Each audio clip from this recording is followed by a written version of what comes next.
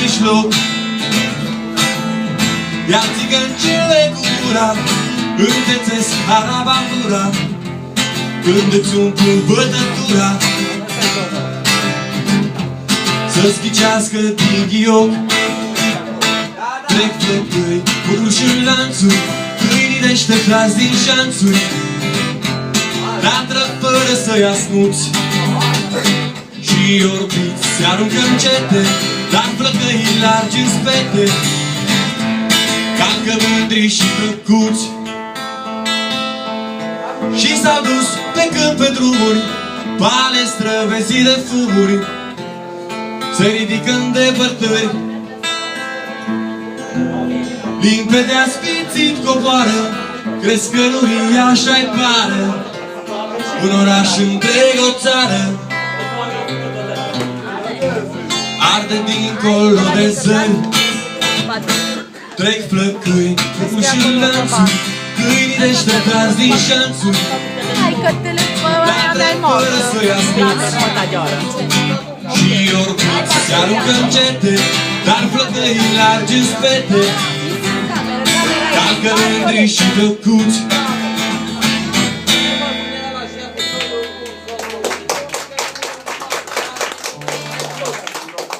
Mersi, fain. Un cântec care se numește Ea vine joi, iar poezia este a unui domn, Dumitru Mălin, nu mai știu exact de unde e, nu știu dacă e din Câmpia Turzii sau din Turda sau habar n-am. Zic treaba asta peste tot pe unde merg, în speranța în care o să-l găsesc pe undeva și o să îi cer acordul și să facă plăcerea să pot cânta poezia. Până atunci o cânt pe acordul lui, se numește Ea vine joi.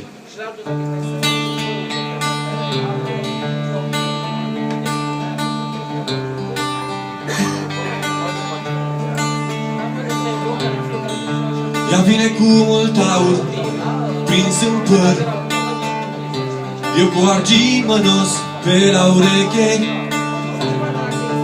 Îmi taie vârsta în două, într-adevăr, o spadă nouă peste alta veche. Și atunci când pleacă mea la ea sub pași și drumul meu mă lasă fără cale, de nu mai știu pleca de acolo și-aș tot sta orbit în pleiul urmei sale. Ea vine joi cu ochi de frunzărea, îmi taie vârsta-n două și ne împarte. Ea vine joi, mai sus întreagă tinerețea mea, mai jos am urbul fumărit de noapte.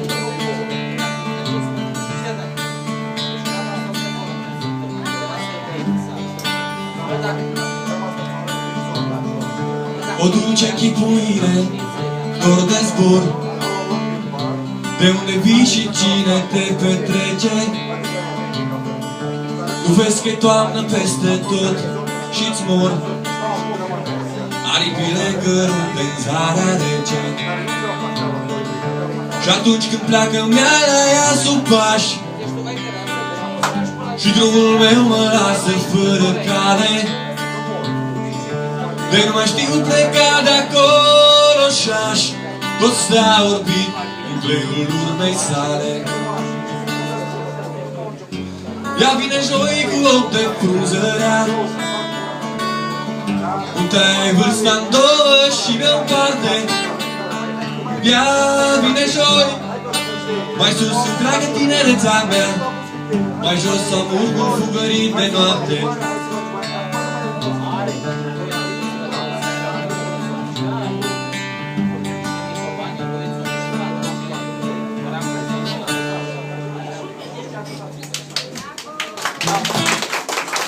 Mulțumesc!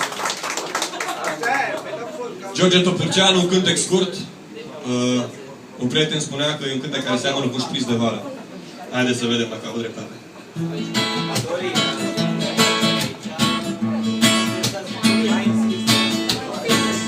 Dacă nu ne-am fi întâlnit absolut din întâmplare, nu pe altul oarecare, tot așa l-ai fi iubit.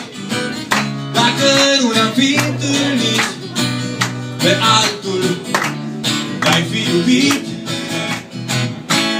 Și așa, ce lucru mare, într-o zi ne-am întâlnit și că-s foarte fericit, absolut din întâmplare.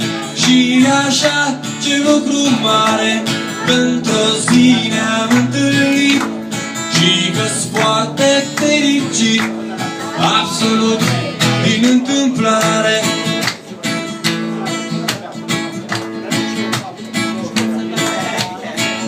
Dacă nu-ți ieșeam în drum, ai fi dat cu bucurie atuia străini cu mie mângâierile de-acum. Ai fi dat cu bucurie atuia străini cu mie. Și așa, ce lucru mare, că într-o zi ne-am întâlnit și că-s foarte fericit, absolut din întâmplare. Și așa, ce lucru mare, că într-o zi ne-am întâlnit și că-s foarte fericit, absolut din întâmplare. Am zis că e scurt. Mulțumesc, hai!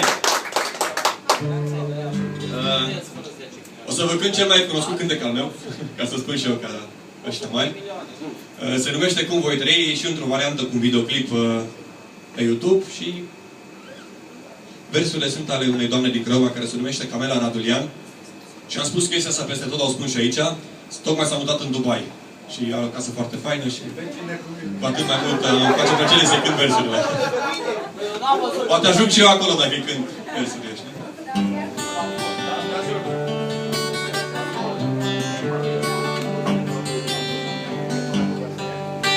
Mi-e teamă, respirând, să nu ucid secunda asta veșnic trecătoare. Să nu te pierd, mă osândesc să închid pe veci în mine timpul cu zăvoare. Că uite iar vin zorii și nu știu cum se zidește în salcâni o veste că am iubit, că s-a făcut târziu și în tine am rămas doar o poveste. Cum voi trăi dacă într-o zi plecând uitam despre tot ce-i se întâmplă și dacă va ploua la mine în gând și iarna va veni, la tine întâmplă.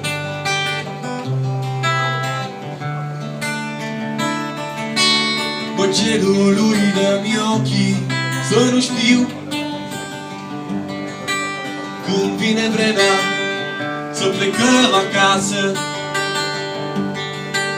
ca într-un azil de scâncet vișiniu, spunând poeme pâinii de pe masă. Când voi mai ști că îngeri te-au iubit prin carnea mea ca pentru chipare de Dumnezeu cu trunte încosit și buze de cireșe dulce amare. Cum voi trăi dacă într-o zi plecând uitam despre tot ce se întâmplă și dacă va ploua la mine în gând și iarna va veni, la tine întâmplă.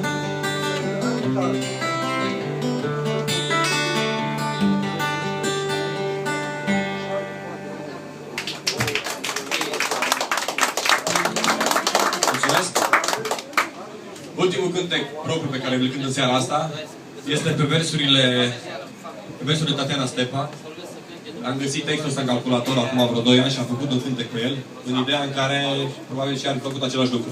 Mi-a mai inspirat și poezie. A scris o poezie care se numește Am fost, pe care am apucat să fac eu un cântec, chiar n-am apucat. Vreau să cânt cântecul ăsta, mai ales că alaltăieri, adică pe 7 august s-au împlinit 4 ani de când s-a dus și în memoria ei, în cinstea lui George și pentru dumneavoastră toți, am fost.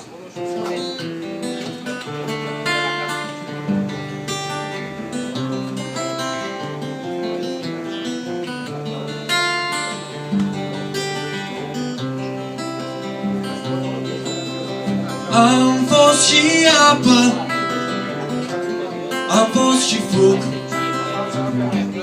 dar ne iubeam fără noroc.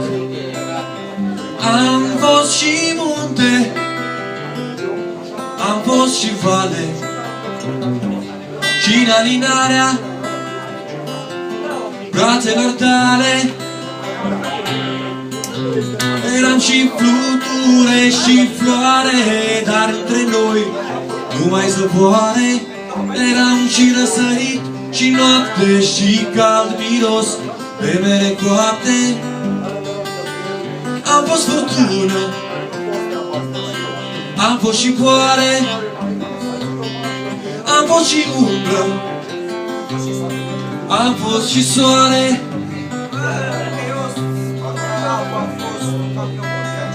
Am fost și apă, am fost și foc, dar ne iubeam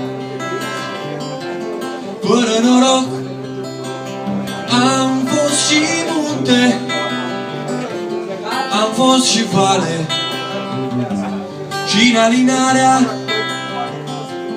brațelor tale.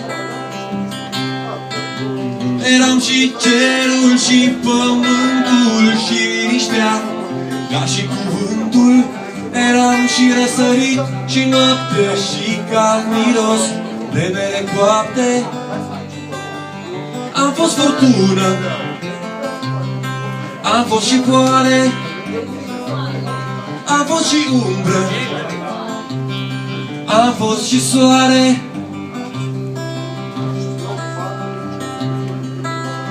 Am fost și apă, am fost și foc, dar ne iubeam fără noroc. Am fost și munte, am fost și vale, și în alinarea brațelor tale.